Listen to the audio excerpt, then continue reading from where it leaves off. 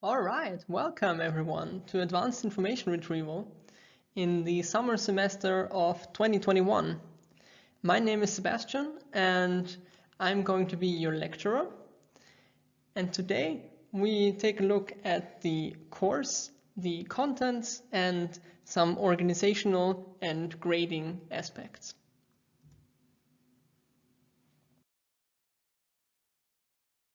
Unfortunately, this semester is going to be an unusual one again.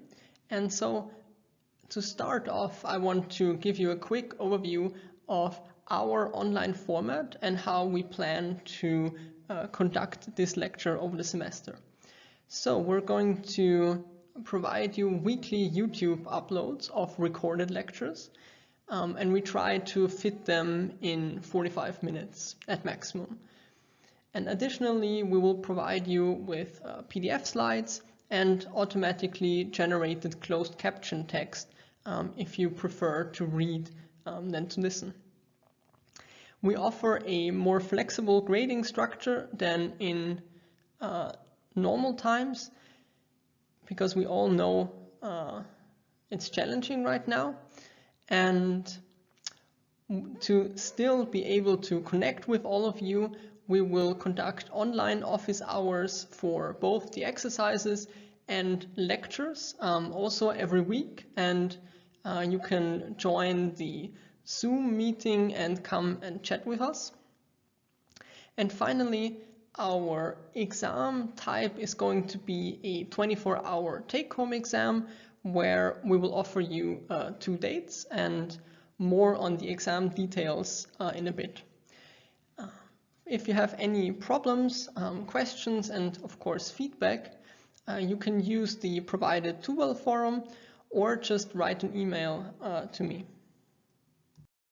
Information retrieval is a very broad term that can be used in many different contexts and can mean a lot of different things and systems behind it. One can simply Google the terms information and retrieval to find out what an information retrieval system is.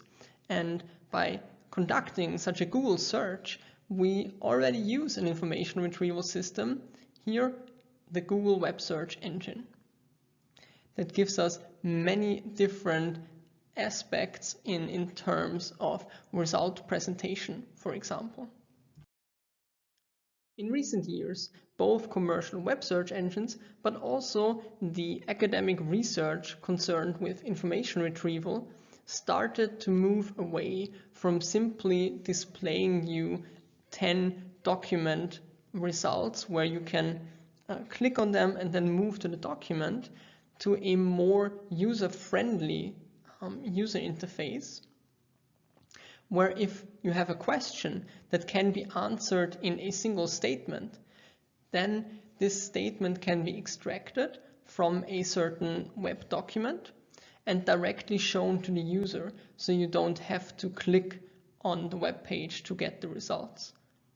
And here, in this example that I started 2 years ago, because I wanted to know the size of an A3 paper sheet, and in 2019, Google actually gave us the wrong result because it read a document that talked about all kinds of different paper sizes, and it selected the wrong paper size. Then when I repeated this experiment for last year's installment of the lecture, Google selected the same document, but now improved the capabilities of the extractive question answering system to actually provide the correct results of my query. And now, in this year where I repeated the same experiment, the user interface changed again, showing me the correct result, but also a table with different paper sizes in different formats. So it actually shows me an even clearer result of my question.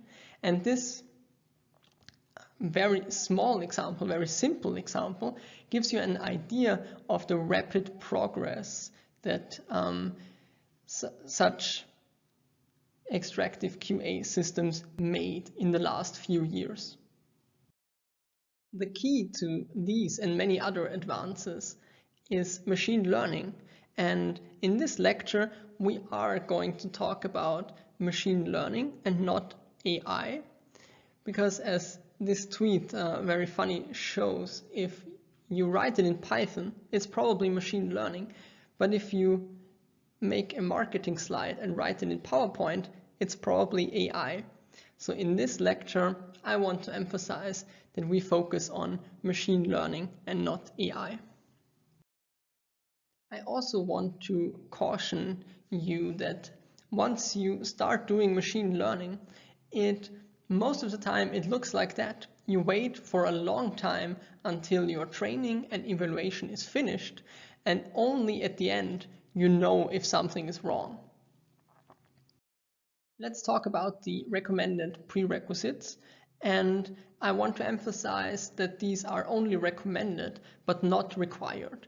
So if you don't have those recommended skills, it shouldn't be a problem as long as you're motivated to learn some of them as we go along.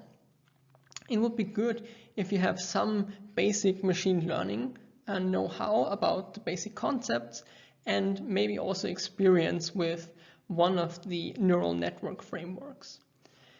And of course, it's good if you have experience in reading academic papers, as they have most of the time a different and more technical writing style than other sources.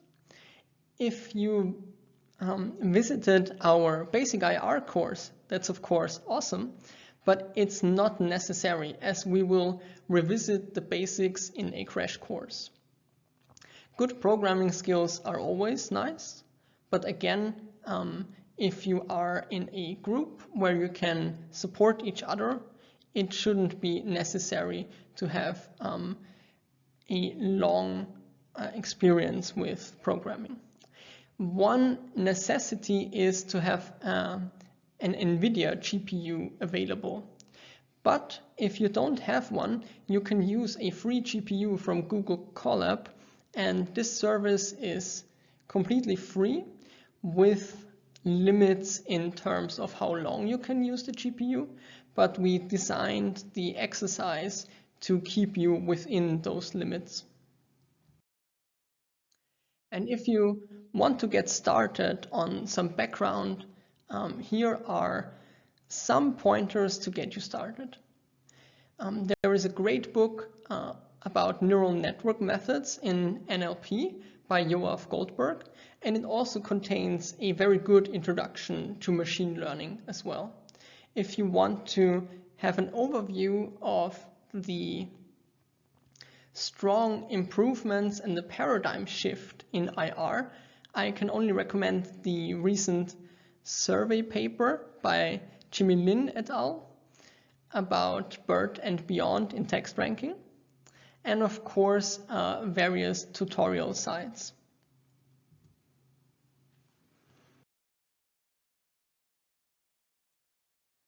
All right, let's talk about our organization and what we plan to do and how we plan to do it. Now to the exciting part, the contents of our advanced information retrieval lecture, which is divided into 3 blocks. First, we look at a crash course and revisit some of the basics in IR. Then we look at representation learning, and finally the large block on neural methods for IR. In the crash course, we will first revisit the fundamentals and traditional indexing and scoring methods. Then we look at how we evaluate ranked lists in the information retrieval context, both with binary and graded relevance. And finally, we look at how we create and analyze test collections to be able to conduct the evaluations. In the representation learning block, we first start off with the basic building blocks, and that is word embeddings and how we can actually represent words in the vector space and what that means for the future going forward. Then we look at different sequence representation methods to be able to contextualize vectors with convolutional neural networks, recurrent neural networks, and of course the currently all the rage pre-trained transformer architecture. And from the NLP field, we will do a small detour and look at extractive QA and how we can find answer locations in a given text. In our main block of neural IR, we first look at the so-called re-ranking approach, where we start from some early beginnings that were promising but not yet a paradigm shift, where we started from training from scratch. And then we are going to look at both efficient transformer architectures that already improve a lot on top of those early models. And then, of course, we will look at large BERT-based language models to be able to understand the state of the art in re-ranking currently. Then we will take a look at some domain-specific aspects and caveats that come from those task changes between short passage and long document web ranking, but also changing the domain altogether and look at some legal and patent domain retrieval. Then we will look at a quite new but very, very promising aspect of neural IR, and that is to encode passages independently from a query, index them in a nearest neighbor index, and directly retrieve the embedded query representation from this vector index. And a way to train those retrieval models is using knowledge distillation, basically a silver bullet technique that improves your more efficient models with the help of slower but more effective models. The lectures are both in Tuvel as well as my teaching repository on GitHub, where you will find additional lecture notes in form of automatically created closed captions. So if you want, please go ahead and start the repository so more people will see it, and add your content via issues and pull requests. For example, if you fix automatic closed caption errors, you will get bonus points. If you add lecture notes, summaries, bug fixes, etc., of course, you will also be rewarded with generous bonus points. We will have 2 exercises this semester. The first is a data annotation exercise to understand the task we try to model, but more importantly, to create a test and analysis dataset that all of you will use in exercise 2, which will be the larger exercise, of course. And here we have 2 parts that are implemented using Python and PyTorch with neural re-ranking, where you will implement and train neural re-ranking models from scratch. And then a second part where we use an up-and-coming workflow to download already trained models from Hugging Face and create an extractive QA system with that. So for the first exercise, we'll see that creating annotations is time-consuming. And of course, if we split the task, it's easier and we create more data with less time spent per person. So each student will spend only a few hours, something like 4 to 5 hours for approximately 500 annotations. And with that, we will create a fine-grained passage retrieval and extractive QA dataset that's based on MS Marco. And this fine-grained data does not exist yet. So if we want to use something like that in exercise 2, we have to create it ourselves. And the interesting part here is we of course pool together all the resources created in exercise 1 for everyone to be able to use in exercise 2. So you can then use your own work again in exercise 2. And of course, before we publish any data, we will completely anonymize it and remove any student IDs associated for the grading of exercise 1. For exercise 1, we actually created a specialized and simple and hopefully fun to use tool called FiRA for both mobile and desktop use. And each registered student will receive a pre-created account with username and password via email. And if you like the annotation task, you can continue after reaching your target. So the more annotations you create, the more bonus points you get. We're going to award you 4% of the total grade per 100 extra annotations.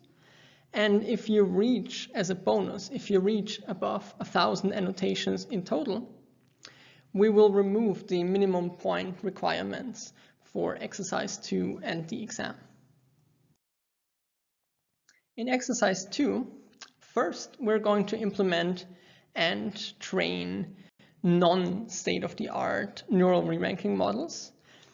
They are not state-of-the-art, but they teach you how to use PyTorch, how it works, and it allows you to learn the inner workings of a training loop, loss functions, and tensor operations without having to wait endless amounts of time that you would have for state-of-the-art models.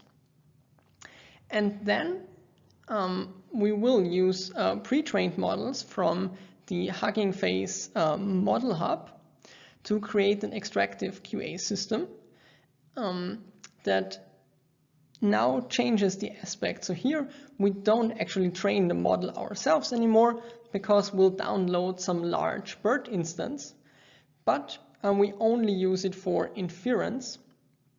And if we put those two together, we create a pipeline that's necessary to get those Google-like results that I showed you in the beginning. Exercise 2 will be conducted in groups of 3 persons managed via Tumo, and you will be evaluated together.